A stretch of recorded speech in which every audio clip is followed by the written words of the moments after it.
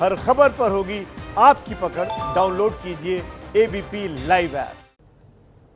और इसीलिए तो हम कह रहे हैं कि मजदूरों, हम शर्मिंदा है क्योंकि ऐसी सियासत अभी भी देश में जिंदा है।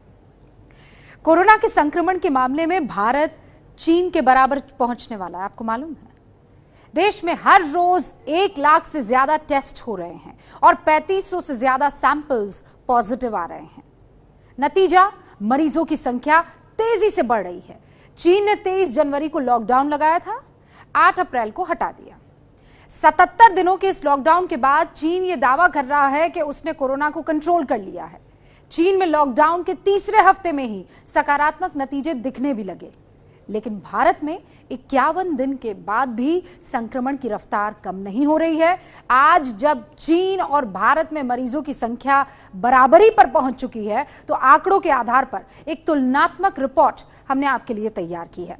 ये रिपोर्ट बताए उससे पहले कोरोना को लेकर हम कहां हैं और चीन कहां है, आप जाने उससे पहले ये 4 हेडलाइंस माफ कीजिए। देश में कोरोना मरीजों की संख्या 81,970 हुई। मौत का आंकड़ा 2,649। अब तक 27,920 मरीज संक्रमण से ठीक हुए। देश में रिकवरी रेट 34.06% हुई। लॉकडाउन के 51 दिन बाद भी देश में संक्रमण की रफ्तार बेकाबू। 5 दिनों में 20,000 नए केसेस। दिल्ली में सेना भवन का कुछ हिस्सा सील किया गया। यहां तैनात एक जवान कोरोना पॉजिटिव।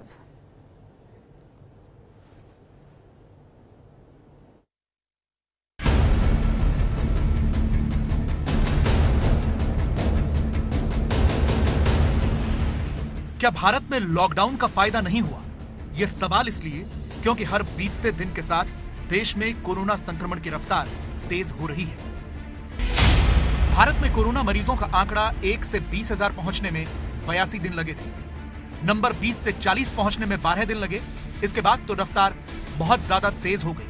40 से 60,000 होने में सिर्फ 6 दिन लगे और महज 5 दिनों में ही आंकड़ा 60 से बढ़कर 80,000 पार कर गया। सिर्फ 5 दिनों में 20,000 केस आने की वजह है पिछले 9 दिनों से भारत में हर रोज 3,500 से ज्यादा पॉजिटिव केस।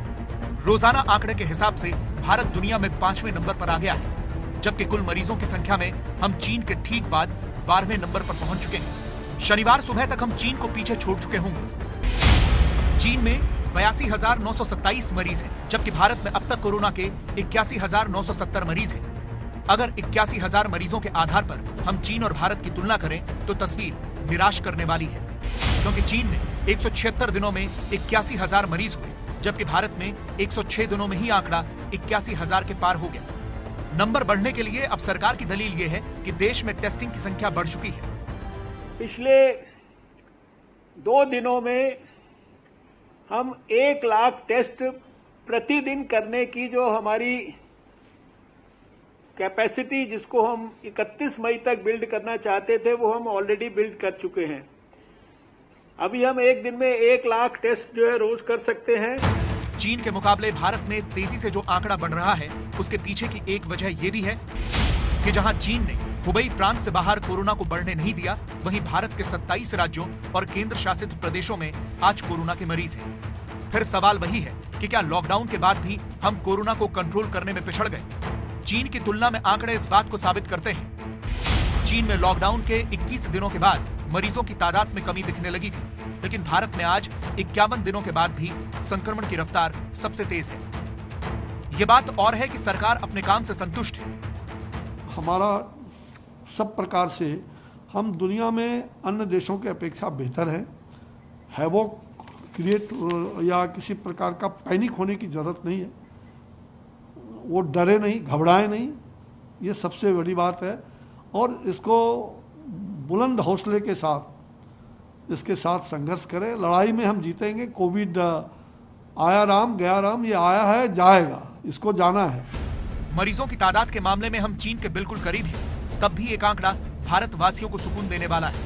मरीजों की संख्या करीब करीब बराबर होने के बावजूद चीन में 4,633 लोगों की मौत हो चुकी है, जबकि भारत में यह आंकड़ा 2,649 है। मौत की दर के मामले में हम रूस और पेरू को छोड़कर दुनिया में किसी भी देश से बेहतर हैं। कोविड के खिलाफ लड़ाई में हमारा मोर्टेलिटी रेट लगभग दुनिया में सबसे कम चल रहा है, तो आज के दिन भी वो 3.2% के करीब है। बहुत सारे स्टेट्स में तो इससे भी बहुत कम है, कुछ एक स्थानों पर इससे थोड़ा ज्यादा है, लेकिन एवरेज 3.2% है। दुनिया का आप जानते हैं कि 7 और 7.5% के बीच में ग्लोबल फैटेलिटी रेट है। लेकिन खतरा अभी बाकी है। चीन की तुलना में भारत में मौत का आंकड़ा अभी बढ़ सकता है, क्योंकि चीन में अब सिर्फ 104 एक्टिव केस हैं, जबकि भारत में अब भी ये आंकड़ा 54,000 से ज्यादा है। एक्टिव केस का मतलब जो कोरोना से अब भी संक्रमित है और जिनका अस्पताल में इलाज जारी है।